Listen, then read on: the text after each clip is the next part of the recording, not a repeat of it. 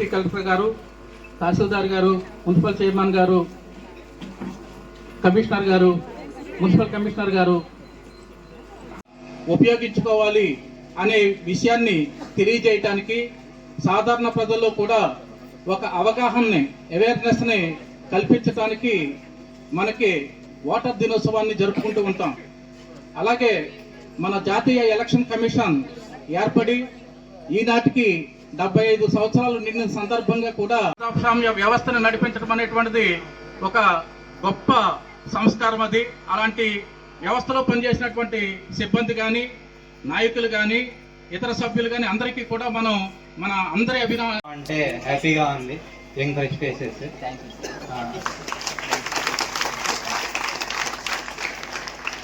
మీ principal గారు already చెప్పినట్టు చాలా మంది ఎండలో ఉన్నారు కాబట్టి తొందరగా మాట్లాడేస్తాను.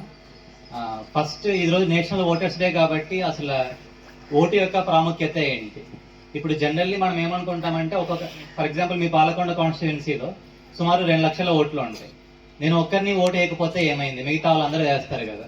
జనరల్లీ మనలో ఉన్న ఫీలింగ్ అట్లే ఉంటుంది. నా ఒక్క ఓటు మొత్తం సిచ్యువేషన్ ఏం చేంజ్ చేసేది కదా, నా ఒక్క ఓటు విన్నర్ని డిసైడ్ చేయదు కదా అని చెప్పి.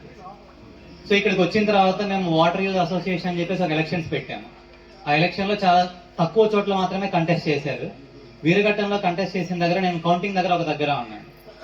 సో గెలిచిన క్యాండిడేట్ ఓడిపోయిన క్యాండిడేట్కి మధ్య ఓట్ డిఫరెన్స్ 1 మాత్రమే. అప్పుడు నాకు అర్థమైంది, like 1 vote can change things. 1 vote can decide your MLA, 1 single vote can decide your MP, 1 single vote can even decide your CM sometimes. So నాది ఒక్క ఓటే కదా, దాంతో నేను మొత్తం నేను డిసైడ్ చేశాను కదా అని అనుకోకుండా ఒక ఓటైనా అది చాలా ఇంపార్టెంట్. ఇది చెప్తారు కదా, like thousands of drops make an ocean అని చెప్పేసి. సో అట్లే నా ఓటు, మీ ఓటు, మీ చుట్టుపక్కల ఉన్న వాళ్ళందరి ఓటు, మీ ఫ్యామిలీస్లో ఉన్న వాళ్ళ ఓట్లు, మీ రిలేటివ్స్ ఓట్లు అన్నీ కలిస్తేనే మన డెమోక్రసీ ఫామ్ అవుతుంది. సో ఇదొకటే కాకుండా జస్ట్ ఓటు గురించే కాకుండా జనరల్ సొసైటీలో ఉన్నప్పుడు కూడా మీరందరూ చదువుతూ ఉన్నారు, అవేర్నెస్ ఉంది మీకు, అసలు ఇష్యూస్ ఏంటి, ఎలా సాల్వ్ చేసుకోవాలి ఏంటి, బేసిక్ అవేర్నెస్ ఉంది. చాలా మందికి అది ఉండదు. సో మనం ఏమనుకుంటాం, ఏదైనా ప్రాబ్లం చూస్తే నేను ఏదన్నా ఆ పొజిషన్లో ఉన్నప్పుడు దాన్ని సాల్వ్ చేస్తాను, నేను కలెక్టర్ అయితే సాల్వ్ చేస్తాను, నేను ఎస్పీ అయితే సాల్వ్ చేస్తాను, లేకుండా చూసుకుంటాను అని చెప్పి మనం చాలా మంది ఆలోచిస్తూ ఉంటాం. కానీ అంతవరకు వెయిట్ చేయాల్సిన అవసరం లేదు. ప్రస్తుతం సోషల్ మీడియా ఉంది, చాలా ఆఫీసెస్ వచ్చాయి, అందరూ రెస్పాన్సివ్గా తయారయ్యారు. సో ఏ చిన్న ఇష్యూ ఉన్నా కూడా దాన్ని ఎలా సాల్వ్ చేయగలరో ఆలోచించండి. మీ దగ్గర ఎలక్షన్స్ నుంచైనా మనం నేర్చుకోవాల్సింది ఆల్మోస్ట్ ఇప్పటికీ అది చూసి మనం నేర్చుకోవాల్సింది ఏంటంటే పరిస్థితులను బట్టి. So no goal is too far, no goal is not reachable. So చాలా పౌరులమైన మేము ప్రజాస్వామ్యంపై విశ్వాసంతో మన దేశ ప్రజాస్వామ్య సాంప్రదాయాలను స్వేచ్ఛాయుత నిష్పక్షపాత ప్రశాంత ఎన్నికల ప్రభావాన్ని నిలబెడతామని మతం, వర్గం, భాష లేదా ఎటువంటి ఒత్తిడులకు ప్రభావితం కాకుండా మూలంగా ప్రతిజ్ఞ చేస్తున్నాం.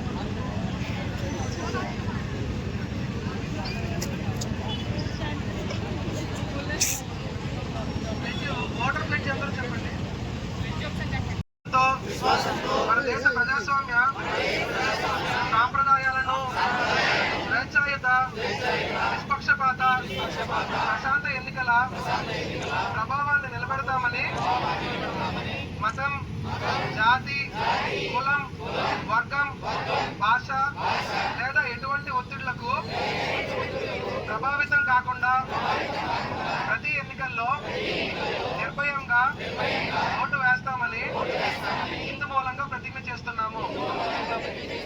జై అందరికీ నమస్కారం అండి. నా పేరు Yashwant Kumar Reddy, sub collector Palakonda and incharge project officer ITDS Seethampeta. ఈరోజు మనము జాతీయ ఓటర్ల దినోత్సవం పురస్కరించుకొని పాలకొండలోని ప్రభుత్వ డిగ్రీ కాలేజ్లో ప్రోగ్రాం చేసుకోవడం జరిగింది.